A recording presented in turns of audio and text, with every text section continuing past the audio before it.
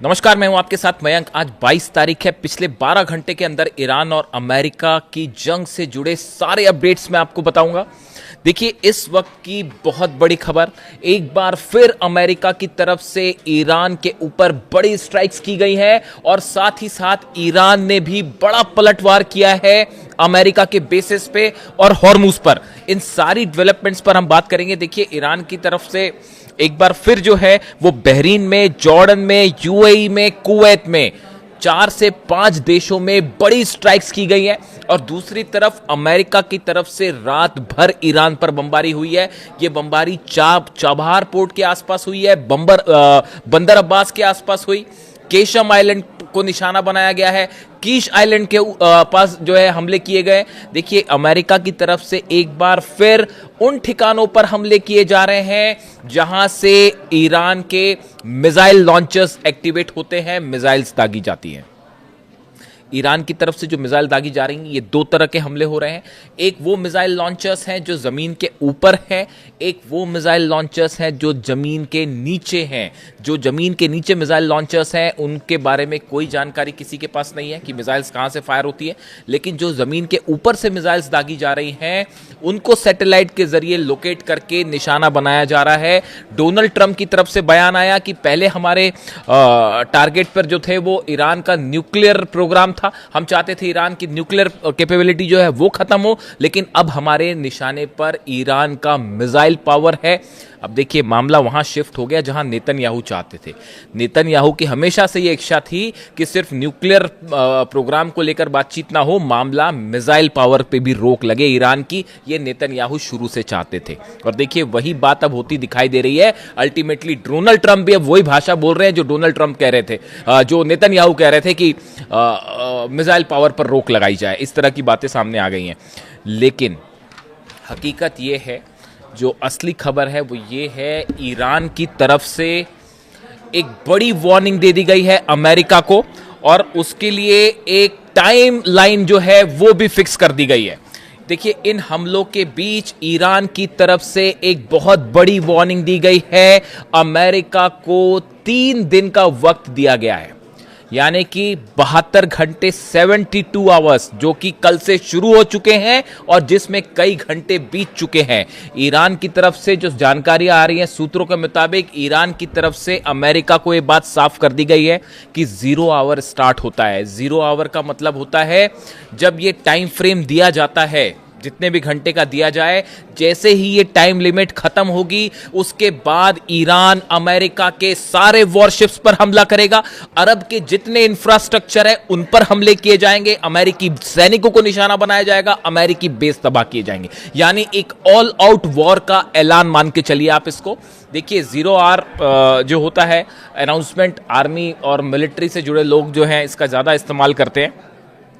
इसमें एक प्रकार की चेतावनी दी जाती है, दुश्मन को एक टाइम फ्रेम दे दिया जाता है, जो कि ईरान की तरफ से 72 आवर्स का दिया जा चुका है अमेरिका को। और ये सब हुआ है अमेरिका के उन हमलों के बाद जो कि न्यूक्लियर इंस्टॉलेशंस पर हुए, खास तौर पर दारखुविन में जो हुए हमले। बुशर पर हमले हो रहे हैं, दारखुविन पर हमले हो रहे हैं, जिसको लेकर ईरान और आईआरजीसी की तरफ से बड़ा एक्शन लिया गया। इन हमलों के बाद अमेरिका को यह बता दिया गया कि अगर 72 घंटे के अंदर आपके हमले नहीं रुके तो हम ऑल आउट जंग का ऐलान करेंगे आपके खिलाफ और उसके बाद एक भी जहाज नहीं बचेगा। देखिए, आप हकीकत जानना चाहते हैं, हकीकत यह है कि हॉर्मुज में पिछले 12 घंटे के अंदर करीब 100 अबू मेहदी मिसाइल्स फायर की गई है। यह जानकारी सामने आ रही है। अमेरिका के 17 वॉरशिप्स जो हैं वो पीछे हटाने पड़े हैं अमेरिकन नेवी को। 17 वॉरशिप्स जो कि 1000 किलोमीटर से कम की रेंज में थे ईरान के, जो सूत्रों से खबरें आ रही हैं। ईरान ने जब अबू मेहदी मिसाइल्स फायर की, उस नेवी के जहाजों को, अमेरिका के वॉरशिप्स को, सबको 1000 किलोमीटर की रेंज के पीछे लाना पड़ा कि कहीं अबू मेहदी मिसाइल हिट ना हो जाए। अबू मेहदी वो क्रूज मिसाइल्स है, एंटी शिप मिसाइल्स है, जिसका इस्तेमाल ईरान कर रहा है पिछले काफी वक्त से। अब हालात ये है कि हॉर्मुज में देखिए, पूरा हॉर्मुज जल रहा है। असल में ये जो 0 आवर का अनाउंसमेंट हुआ है, ये मुख्य रूप से अमेरिका की नेवी को वार्निंग दी गई है। देखिए, बेसिस पर तो हमले हो ही रहे हैं, जॉर्डन में हमले हो रहे हैं, बहरीन, कुवैत में बताऊंगा आपको नए हमले कहां पर हुए हैं। अमेरिका के बेसिस पर तो हमले हो ही रहे हैं, लेकिन ये जो 0 आवर का अनाउंसमेंट है, ये खास तौर पर अमेरिकन नेवी के लिए किया गया है। देखिए, ईरान ने अब तक अमेरिका के वॉरशिप्स को निशाना साधा, हमले किए, लेकिन ये हमले पिन पॉइंटेड इस तरह से नहीं थे कि किसी तरह का कोई जो है एयरक्राफ्ट कैरियर डूब जाए या कोई बड़ा वॉरशिप डूब जाए। अगर इस तरह के हमले होते हैं तो उसके बाद फिर किसी भी तरह से कोई समझौते की संभावना नहीं बची कि वो एक ऑल आउट वॉर होगा। तो शायद इस तरह से भी कई एक्सपर्ट ये राय रखते हैं कि अब तक खास तौर पर हॉर्मूज में, समंदर में ईरान की तरफ से जो हमले किए गए वो अमेरिका की सेना को पीछे धकेलने के लिए किए गए या उनको नुकसान पहुंचाने के लिए किए गए थे, पूरी तरह से तबाह करने के लिए हमले नहीं थे। लेकिन अब ईरान जो कह रहा है, वो ईरान ये कह रहा है कि 72 घंटे, मैं फिर रिपीट करता हूं, ये 72 घंटे कल से शुरू हो चुके हैं। अगर इन 72 घंटे का जो टाइम फ्रेम दिया गया है, जिसे 0 आवर कह रहा है ईरान, कि अगर इस टाइम फ्रेम के बाद भी अमेरिका की तरफ से हमले जारी हुए तो नतीजा यह होगा जो 17 से 18 वॉरशिप्स खड़े हैं उन सब पर एक साथ मिसाइल्स दागी जाएंगी। जितना इंफ्रास्ट्रक्चर है अरब का, वो एक साथ उन पर मिसाइल दागी जाएंगे। जो बेसिस है उस पर पहले के मुकाबले ज्यादा बड़े हमले होंगे। आप देखिए, जो नए हमले हैं, ईरान ने एक बार फिर बहरीन में पावर स्टेशंस को आग के हवाले कर दिया है। यहां पर बड़ा मिसाइल अटैक हुआ है और यह बैलिस्टिक मिसाइल अटैक था। बहरीन के एक पावर सेंटर पर गिरा है, एनर्जी सेंटर पर, और वहां पर जो है बड़ी आग लगी और तबाही की तस्वीरें सामने आई हैं। ईरान में जो हमले हो रहे हैं उसका जवाब दिया जा रहा है। अमेरिका के हमले पहले न्यूक्लियर इंस्टॉलेशंस के आसपास हुए, अब मिसाइल साइट्स को निशाना बनाया गया, इसके बाद अब मामला एनर्जी सेंटर्स पर आ गया है। ईरान के एनर्जी स्टेशंस पर, फ्यूल स्टेशंस पर हमले शुरू हो चुके हैं। ये एक बड़ी जंग का ऐलान आप मान के चलिए इसको, कि एक ऑल आउट वॉर की तरफ मामला आगे बढ़ रहा है। इसीलिए 0 आवर का इस्तेमाल किया गया। कल ईरान के राष्ट्रपति की तरफ से जो बयान आया पेजेश्कियान साहब की तरफ से, वो हमेशा, देखिए, उनके बयान उनको उस गुट का माना जाता है जो कि बातचीत में विश्वास रखते हैं और डिप्लोमेटिकली मामले का हल चाहते थे। लेकिन उसके बावजूद अब उनकी तरफ से ये बयान आना, अब पेजेश्कियान साहब की तरफ से भी ये बयान आ गया कि अब जो है जंग वाली ऑल आउट जंग की बात होगी, ईरान झुकेगा नहीं, अब ऑल आउट जंग करेंगे। यानी आप समझ लीजिए कि ईरान में हालात क्या है। IRGC और अहमद वाहिदी साहब के हाथ में पूरा, मैं बार बार इस बात को दोहरा रहा हूँ, किसी तरह का कोई कंफ्यूजन रखने की ज़रूरत नहीं है। ईरान का हर फैसला इस समय अहमद वाहिदी ले रहे हैं, ईरान की सेना ले रही है। और ईरान की सेना का सिर्फ और सिर्फ एक अप्रोच है इस समय, खामेनी साहब के दुश्मनों से बदला लिया जाएगा। खामेनी साहब के दुश्मनों को किसी कीमत पर नहीं छोड़ा जाएगा। और खासतौर पर ये जो हमले हुए इंफ्रास्ट्रक्चर पर, ईरान के अस्पतालों पर हमले हो रहे हैं, पानी के जो डिसैलिनेशन सेंटर्स हैं उस पर हमले हो रहे हैं। आप ईरान के लोगों को का पानी उनका ख़त्म करना चाह रहे हो। स्कूल पर हमले हो रहे हैं, अस्पतालों पर हमले हो रहे हैं, न्यूक्लियर पावर प्लांट पर हमले हो रहे हैं। उसका नतीजा ये है, अमेरिका के बेस जल रहे हैं और अभी भी वो मिस्ट्री बनी हुई है।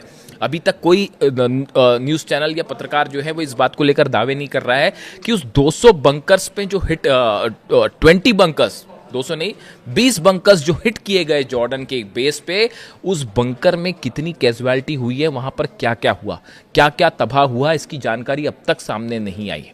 ये जानकारी जब सामने आएगी, 100 सैनिक घायल हो गए ये पिछले 4-5 दिन के अंदर। अमेरिका के 100 सैनिक घायल हुए हैं, ऐसी खबरें अमेरिका में छप रही हैं। कैजुअलिटी पता नहीं, कोई सच अभी एग्जैक्ट फिगर सामने नहीं है। बड़े हमले हैं। देखिए, बहरीन में पावर स्टेशन जो है वो तबाह कर दिया गया।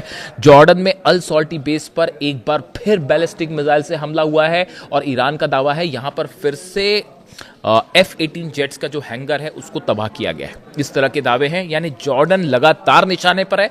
बहरीन और कुवैत से अपने जहाज पीछे खींचे गए थे जॉर्डन में कि वहाँ सुरक्षित रहेंगे, कोई सुरक्षित नहीं। वहाँ पर ईरान की मिसाइल्स ने जो है वो हाहाकार मचा रखा है। इसके अलावा UAE पर हमले शुरू हो गए हैं। देखिए, UAE के रास अल खैमा जो इलाका है, यहाँ पर बताया जा रहा है कि करीब 6 धमाके हुए।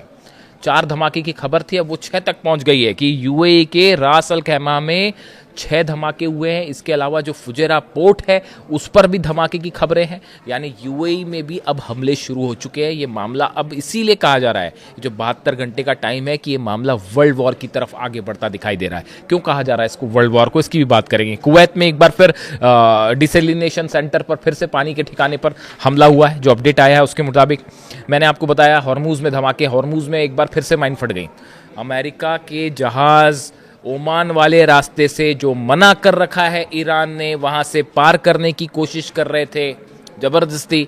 उसको ईरान ने जो रास्ता दिखाया उसके अलावा पार करने की कोशिश, अब तो पार वार करने का कोई सवाल ही नहीं है साहब। हॉर्मुज़ इज़ क्लोज्ड, बंद है हॉर्मुज़। अब वहाँ से कोई भी जहाज़ निकलेगा तो यही अंजाम होगा। 2 माइन्स फिर से फटी हैं। 2 माइन पहले फटी थी, 2 माइन अब फटी हैं और जहाज़ के चीथड़े उड़ गए। ये वो माइन्स हैं जो कि ईरान ने बिछाई हैं। ये वो माइन्स हैं जिसमें कहा जाता है कि किम जोंग उन ने मदद की माइन्स देने में।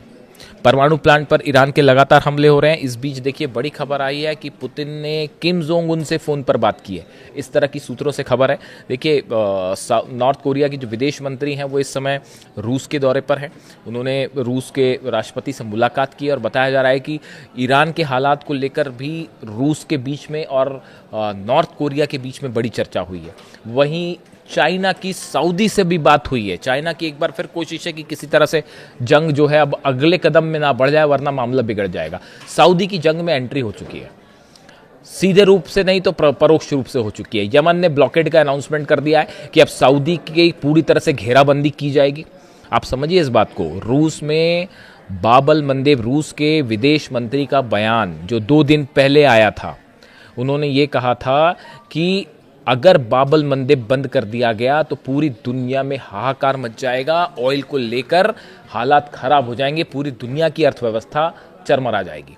ये रूस के विदेश मंत्री का बयान था। तभी इस बार और उसके अगले दिन खबर क्या आती है कि हुती लड़ाकों ने ये अनाउंसमेंट कर दिया है कि सऊदी का ब्लॉकेट किया जाएगा। आप समझिए इस बात को। इस मामले में रूस इन्वॉल्व है। जहां जहां आप रूस के 120 से ज़्यादा ऑयल ठिकानों पर हमले हुए हैं पिछले, अगर आप 15 से 20 दिन की बात करें। और अब आप नतीजा देखिए, पूरा अरब जल रहा है। सीधा कनेक्शन है रूस पर हमले का और ये ट्रंप को मैसेज दिया जा रहा है, पुतिन की तरफ से मैसेज दिया जा रहा है ट्रंप को। यानी ये जंग सिर्फ अभी ईरान और अमेरिका की नहीं है, इसमें पुतिन भी शामिल है, इसमें किम जोंग उन भी शामिल है। किस तरह से किम जोंग उन शामिल है अलग से बात करेंगे। पूरे अरब देश शामिल है।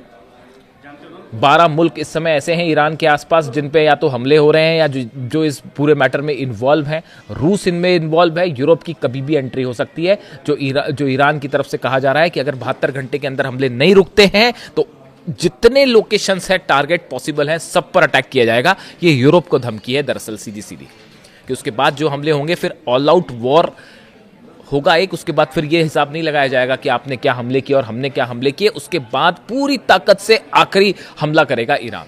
और इसी को कहा जा रहा है 0 आवर। और इसीलिए कहा जा रहा है कि चीन, नॉर्थ कोरिया, रूस, ईरान, इजराइल आई जाएगा, सवाल ही नहीं उठता। उसके बाद इजराइल, नेतन्याहू जंग में आई जाएंगे, वैसे उतावले हैं। उसके अलावा ये जितने अरब देश हैं, सऊदी हो, यूएई हो, बहरीन हो, जॉर्डन हो, कुवैत हो, सब जल रहे हैं साहब। ऐसे में इसीलिए ये कहा जा रहा है इस बात को लेकर कि अगर ये अगले 72 घंटे बेहद क्रूशियल होने वाले हैं। और अगर अमेरिका और ईरान के बीच, हालांकि मुनीर कोशिश कर रहे हैं, फिर से मुनीर को एक्टिवेट कर दिया गया है, क्योंकि ज़्यादा दिन तक अमेरिका ये लड़ाई नहीं लड़ सकता, ये बात तय है। अगर ज़्यादा लंबी लड़ाई, जितनी लंबी लड़ाई उतनी बड़ी ईरान की जीत। सीधी सीधी बात ये है। अगर जो इस मामले को समझते हैं, डिफेंस को समझते हैं, स्ट्रैटेजी को समझते हैं, जितनी लंबी लड़ाई ईरान की उतनी बड़ी जीत। ऐसे हालात में अब ये जो 72 घंटे वाली वार्निंग है, ये ईरान की सेना की तरफ से आई है, अहमद वाहिदी साहब की तरफ से आई है। और अहमद वाहिदी वो कमांडर हैं जो सारे फैसले ले रहे हैं और जिनका, मैं फिर से इस बात को रिपीट करता हूँ, अली अहमद वाहिदी साहब वो कमांडर हैं ईरान के जो कासिम सुलेमानी साहब के अंडर में आगे बढ़े हैं, जो इमाम खामेनी की जो है उनके, खामेनी साहब के दिशा निर्देश पर आगे बढ़े हैं और उनका विजन बिल्कुल क्लियर है। अमेरिका के साथ कोई डील नहीं, अमेरिका धोखा देता है, जंग करो, बिल्कुल क्लियर, कोई कंफ्यूजन नहीं है। और ईरान की सेना ने तय कर लिया है, जो मेरे सूत्र बता रहे हैं कि अहमद वाहिदी साहब ने इस बात को तय कर लिया है कि सिर्फ जंग के रास्ते घुटनों पर लाया जाएगा।